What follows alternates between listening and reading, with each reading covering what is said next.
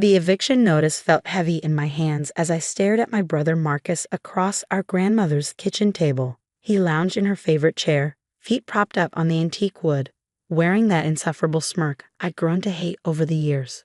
"Don't look so shocked, Emma," he said, taking a slow sip of coffee from her cherished china cup. "You had to know this was coming.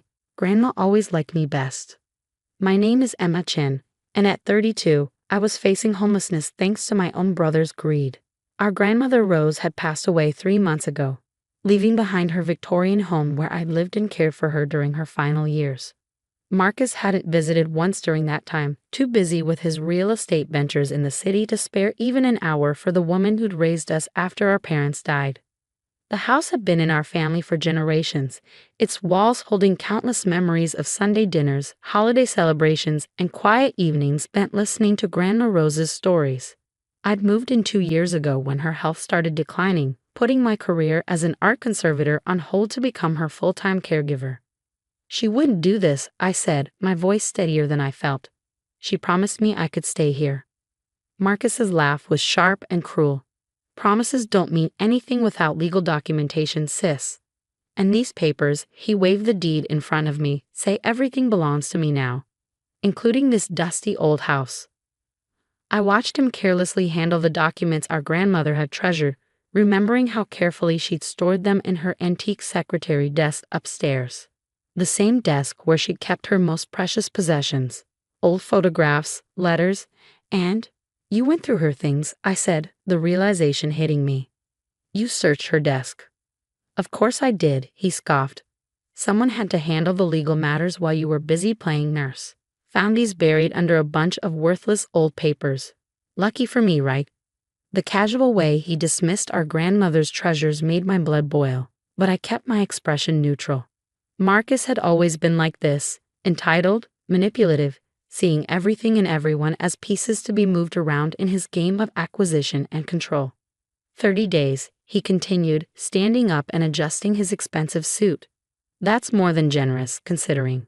I've got buyers interested already. This location is prime real estate. Once we gut the place and modernize it, it'll sell for triple what it's worth now." The thought of our grandmother's carefully curated home being stripped and modernized felt like a physical blow. Every piece of furniture, every wallpaper pattern, every creaking floorboard told a story. But Marcus had never cared about stories unless they came with dollar signs attached. "You can't just erase her like this," I said, following him as he strode toward the door. "This house meant everything to her." He paused, hand on the doorknob, and turned to face me with an expression of mock pity. "Oh, Emma, always so sentimental. This is business. Grandma's gone, and it's time to move forward. Maybe this will finally force you to get your life together instead of hiding away playing house." As he walked to his Mercedes parked in the driveway, I stood in the doorway watching him go. My fingers traced the worn wooden doorframe where Grandma Rose had marked our heights as children, each pencil line a memory of who we used to be. Marcus had been taller, always reaching higher, but I'd been the one who stayed rooted, who understood the value of home. That night, after hours of crying and raging at the unfairness of it all, I sat in Grandma Rose's study surrounded by the familiar scent of old books and lavender. The antique secretary desk loomed before me, its surface still bearing the marks where Marcus had carelessly rifled through decades of family history. But there was something he didn't know, something Grandma Rose had shared with me during one of our quiet evening talks just weeks before she passed. Running my fingers along the edge of the desk's writing surface, I felt for the nearly invisible seam she'd shown me. With a gentle press, a small hidden compartment clicked open. Inside lay a leather-bound journal, its pages filled with Grandma Rose's elegant handwriting and something else, something that would wipe the smug smile right off Marcus's face. But first, I had some reading to do. I settled into her old armchair, the journal cradled in my lap, and began to read. "My dearest Emma," the first page began, "if you're reading this, then I'm gone, and your brother has likely shown his true colors." Little did Marcus know, but Grandma Rose had prepared for exactly this scenario. She knew her grandson all too well, and she left me with something far more valuable than just the house. I might have 30 days until eviction, but that was all the time I needed to set things right. I smiled, thinking of Marcus's confidence, his certainty that he'd won. He had no idea what was coming. Grandma Rose had taught me that sometimes the best revenge isn't swift or loud. It's patient, careful, and perfectly timed. Like the restoration work I did with damaged paintings, this would take precision and attention to detail. And I have learned from the best. I spent the next few days poring over Grandma Rose's journal, each page revealing more about the careful plans she laid. The leather-bound book wasn't just filled with memories. It contained detailed records of every transaction, every investment, and every secret deal my grandmother had orchestrated over the decades. Marcus might have gotten the house, but he'd overlooked something crucial. Grandma Rose had been far shrewder than anyone suspected. Behind her gentle demeanor and homemade cookies lay the mind of a brilliant businesswoman who'd spent years building an empire right under everyone's noses. My darling Emma, one entry read, "I've watched Marcus grow increasingly consumed by greed. He visits less and less, only appearing when he needs something. I know he'll try to take everything once I'm gone. That's why I've prepared this gift for you, the key to something he can never touch." As I read on, my eyes widened. The Victorian house was just the tip of the iceberg. Grandma Rose had quietly accumulated shares in some of the city's most valuable properties, including several buildings in Marcus's prized development district. She'd done it through a series of shell companies, using her knowledge of old property laws and her connections with the city's oldest families. But the real bombshell came near the end of the journal. Along with detailed documentation of her holdings, Grandma Rose had left me something else.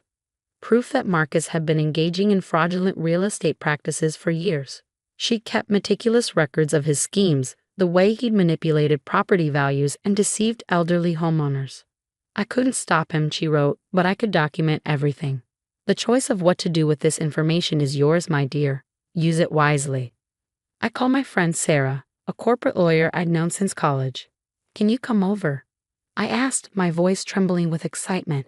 "I need your eyes on something." An hour later, we sat surrounded by papers spread across Grandma Rose's dining room table. Sarah's eyes grew wider with each document she examined. "Emma," she breathed, looking up at me, "this is incredible. Your grandmother wasn't just collecting evidence, she was building a case. These documents prove Marcus has been running a sophisticated fraud operation. If this got out, he'd lose everything." I finished, thinking of his smug face as he'd handed me the eviction notice. His reputation, his business, probably his freedom. Sarah nodded, shuffling through more papers. "The timing is perfect too. See this development project he's working on? The one he's probably planning to sell this house to? According to these records, he's been lying to his investors about property values and zoning laws. If someone were to expose this..." I smiled, remembering Grandma Rose's words about patience and timing. How long would it take to put together a formal case? "Give me 2 weeks," Sarah said, her eyes gleaming. "I know exactly who to talk to at the SEC. They've been trying to nail Marcus for years, but they never had enough evidence. This is the motherlode." The next morning, Marcus showed up unannounced, probably expecting to find me packing. Instead, I was in the garden, tending to Grandma Rose's prized roses with the same care she'd always shown them. "Still here?" he called out, his expensive shoes crunching on the gravel path. "You know, if you need help finding a place, I might be able to arrange something. A small apartment in one of my buildings, perhaps? At a family rate, of course." I stood up slowly, brushing dirt from my knees. "That's thoughtful of you, Marcus, but I think I'll manage just fine on my own." He frowned, clearly thrown by my calm demeanor. "Look, Emma, I know you're upset, but this is happening whether you like it or not. The buyers are coming to view the property next week." "About that," I said, carefully pruning a deep red rose, "you might want to hold off on any sales for now. Things are about to get complicated." "What's that supposed to mean?" he demanded, his confidence wavering slightly. I just smiled, the same smile Grandma Rose used to give when she knew something others didn't. "You'll see. Oh, and Marcus, be careful with those property valuations you've been showing your investors. Numbers can be such tricky things, can't they?" The color drained from his face. For the first time since this all began, I saw real fear in his eyes. Without another word, he turned and practically ran back to his car.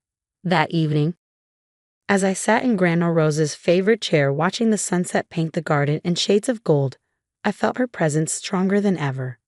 She'd known this day would come, had prepared for it with the same meticulous care she'd shown in tending her roses.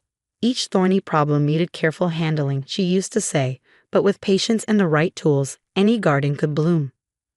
I picked up my phone and dialed Sarah's number. "It's time," I said when she answered. "Let's show my brother exactly what Grandma Rose left behind." The next 2 weeks were a whirlwind of activity. Sarah worked tirelessly, compiling the evidence into an airtight case.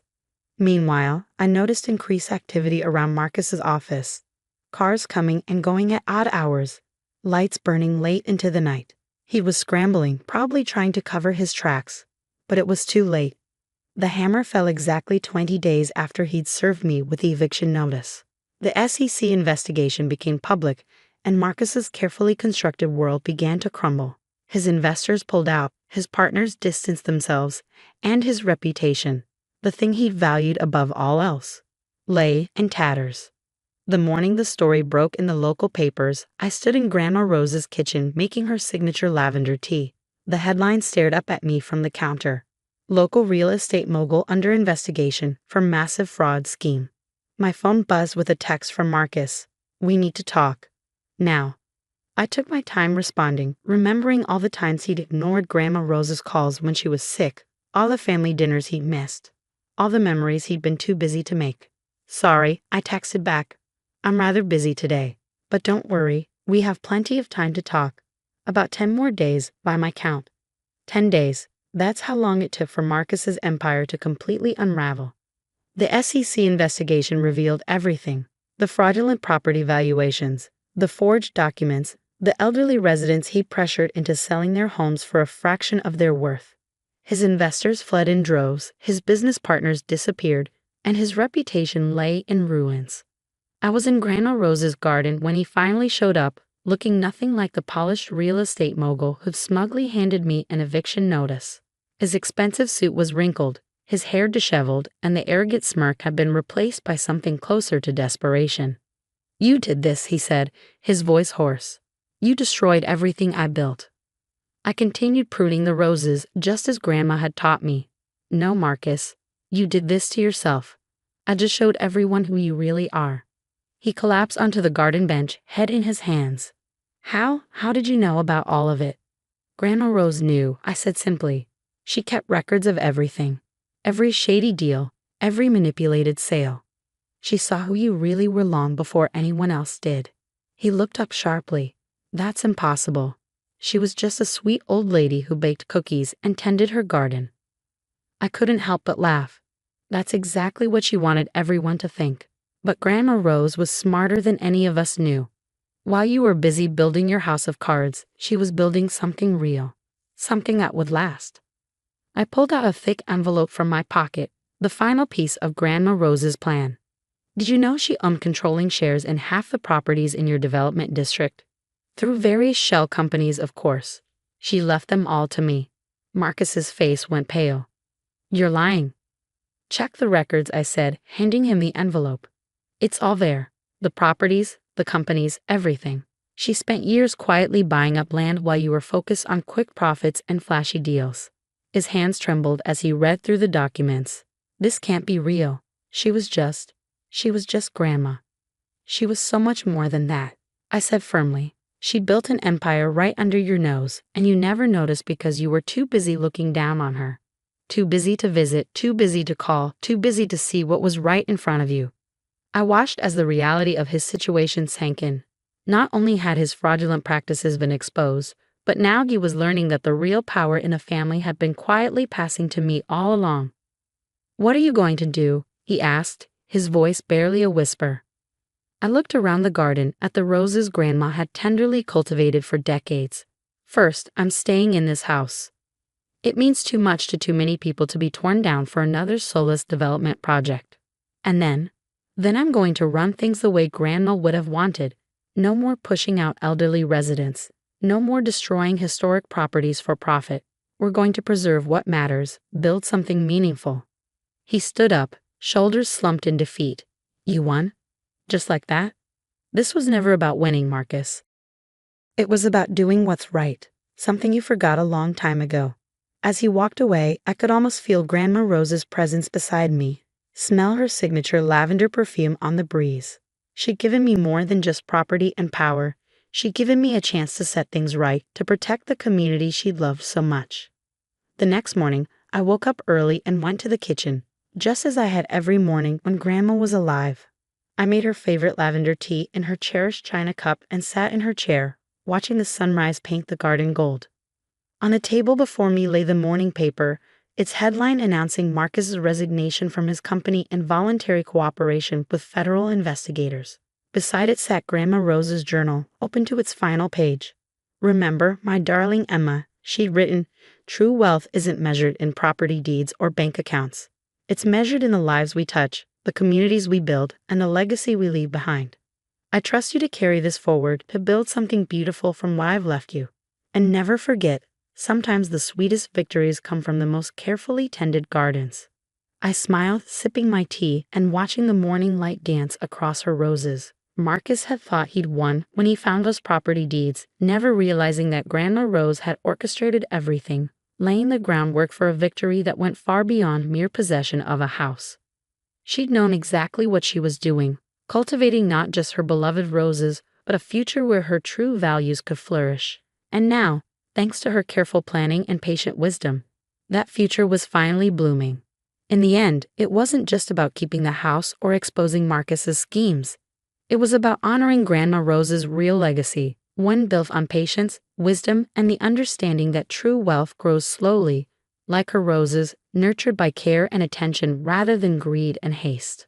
As I sat there in the morning light, I could almost hear her gentle laugh, could almost see her tending her beloved garden. She'd given me so much more than just properties and power. She'd given me the tools to protect everything she loved, to nurture it and help it grow. And that, I realized, was the greatest inheritance of all.